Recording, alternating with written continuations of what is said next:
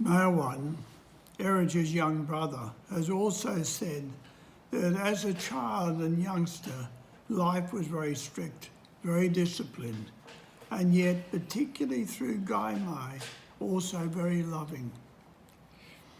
He continued that, as was natural with children growing up, there were moments of rebellion and breaking of rules, but Gaimai had a gentle, loving, yet firm way of dealing with such times, ensuring that all the children lived as Baba would wish.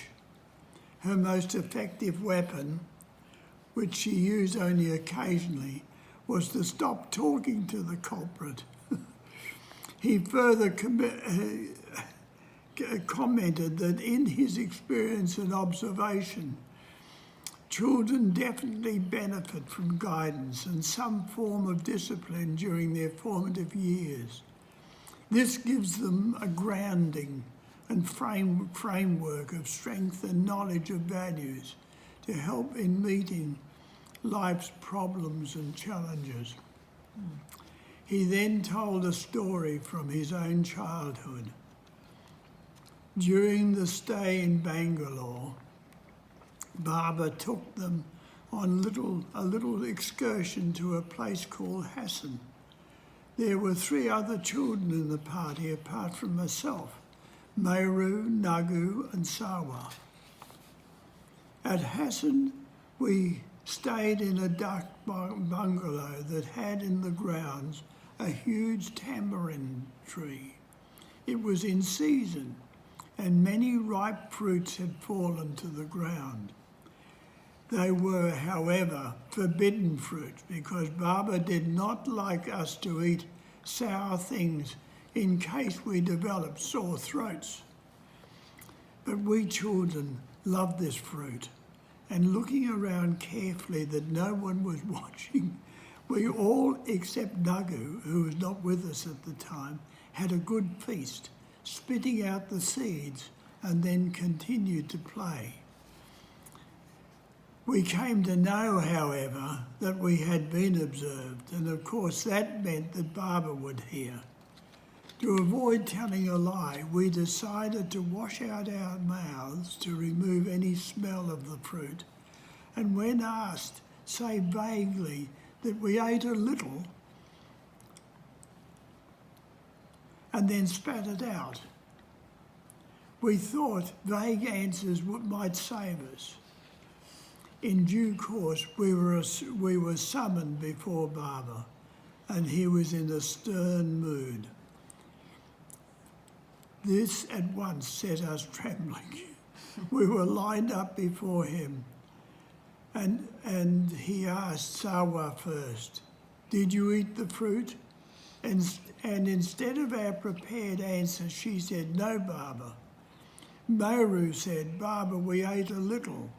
I said, "Yes, Baba, I ate a little and spat some out, thinking that I did spit out the seeds." Baba nodded and called for a stick. An umbrella was given to him, and he gave a whack over the head to Sawa. Meru got a whack on the hand, and so did I. Then he said to Sawa, "Did you eat?" And receiving once again a negative answer, gave her another whack, and another, gesturing, "Say the truth, did you eat?" Eventually she said, "Yes, Baba." The way Baba inculcated discipline in us, Eruch said, was to do it himself. What he wanted us to do, he would go out of his way to do himself, and do it, and do it. This reminds me of a story. It so happened that the Prophet Muhammad was seated one day with his close followers, and a mother came with her small son. "My Lord, please tell this child to stop eating green dates. I cannot stop him eating and he is spoiling his health. Please help me." Now, green dates are indeed addictive, but they are also very harsh on the stomach. Muhammad looked at the child and mother and said, "What you say is right, but it is better if you turn after a month." The mother folded her hands, bowed down and left. After a month she duly came again with the child. So the Lord received them, petted them, and bade them sit down, and asked them the reason for their visit. The mother repeated her response, her request again, and the prophet turned to the child, saying how dangerous it was to eat a lot of dates. 1, 2, 3 a day is all right, but that is enough. No more than that. I also am fond of dates, but I do not eat many. It's not healthy to have many. So will you give me a promise not to eat more than a few a day? He received a promise from the child, and the mother and child departed happily. But those with Muhammad, listening to this exchange, were intrigued that the prophet had not said this on their first visit. Finally, someone asked Muhammad, and he replied that in his fondness for green dates was worse than the child. So until he desisted from dates, how could he give advice? For 1 month, he never touched a date. Eruch continued. To create an impact, a force must be there behind it. Unless you live the life you are advocating, there will never be an impact on the heart of the person you are advising. The older the person, the more patient you must be, because the mind is less impressionable with increasing age. In a message to youngsters, Baba said, "Do not balk at the discipline given by your parents and teachers. Discipline in small ways leads to the greater necessary discipline of self.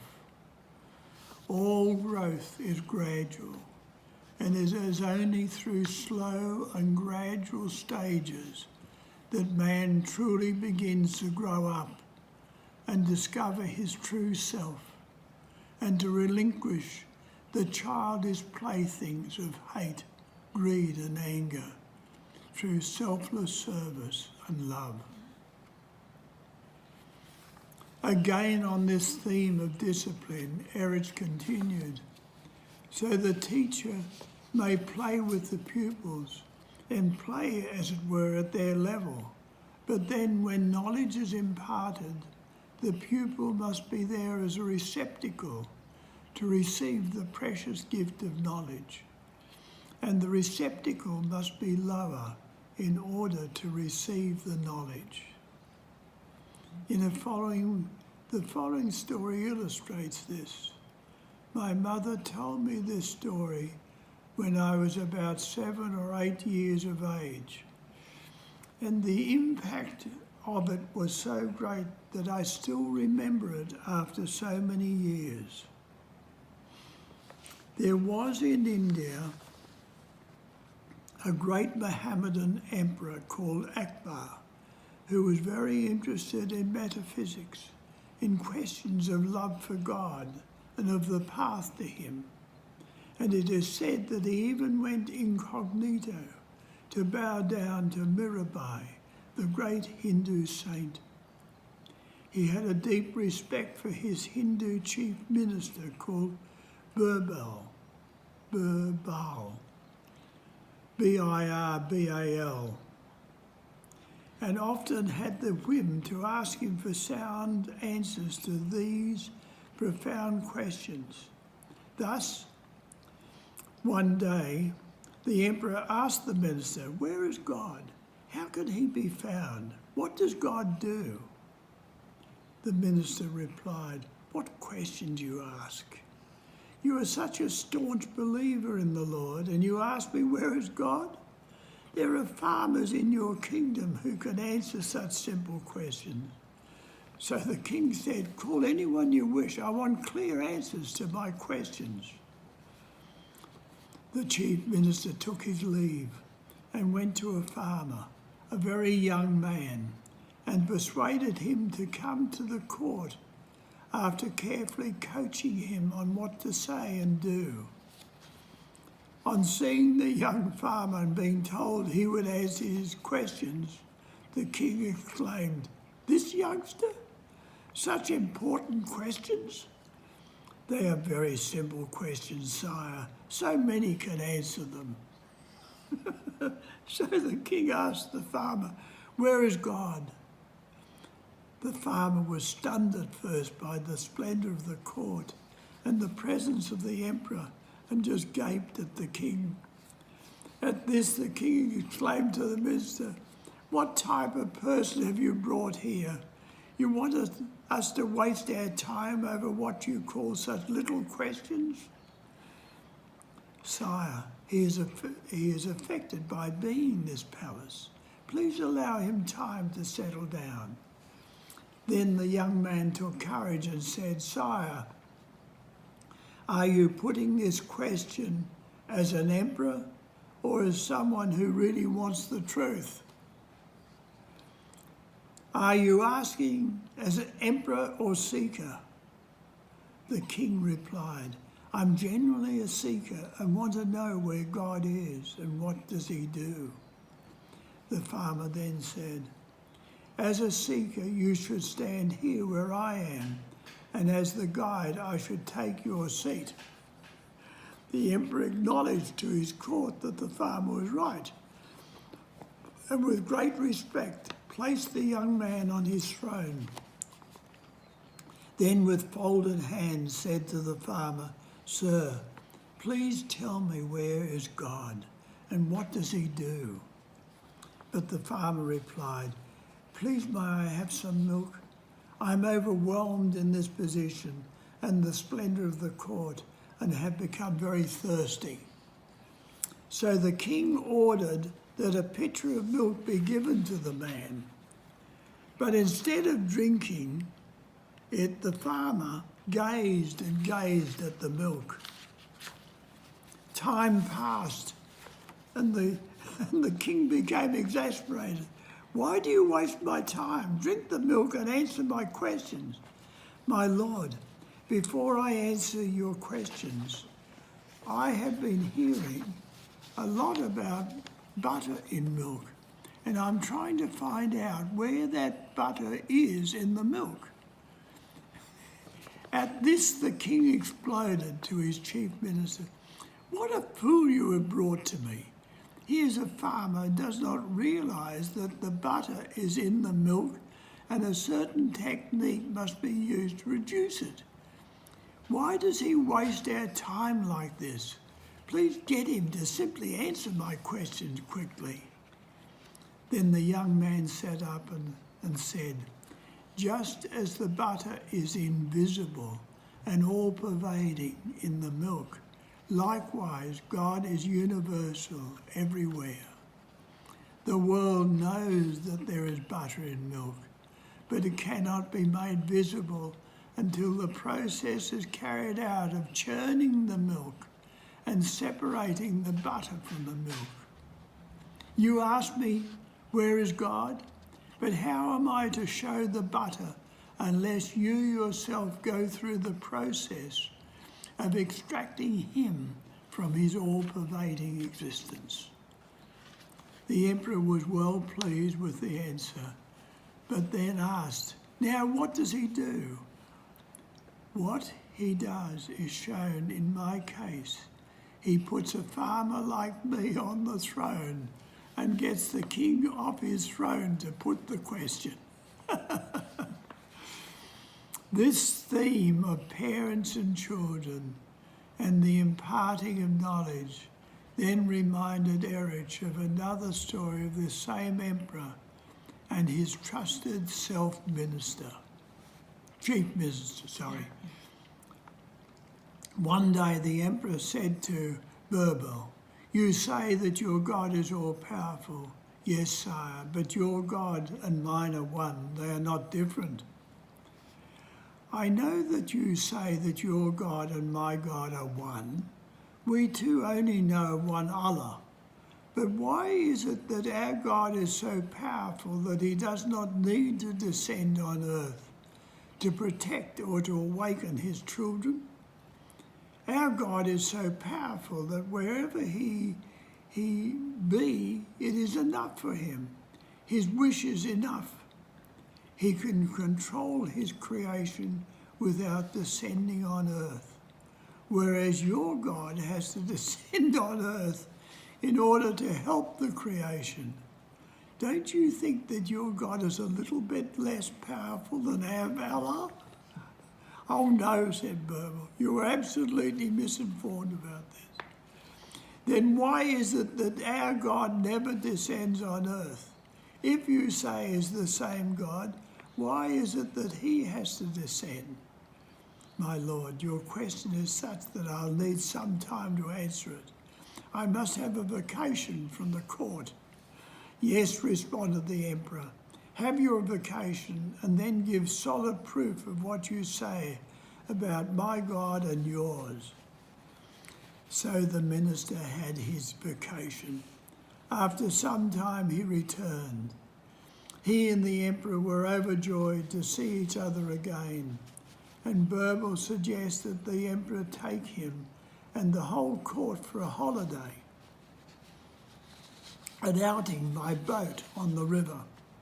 The emperor was very happy to see his minister.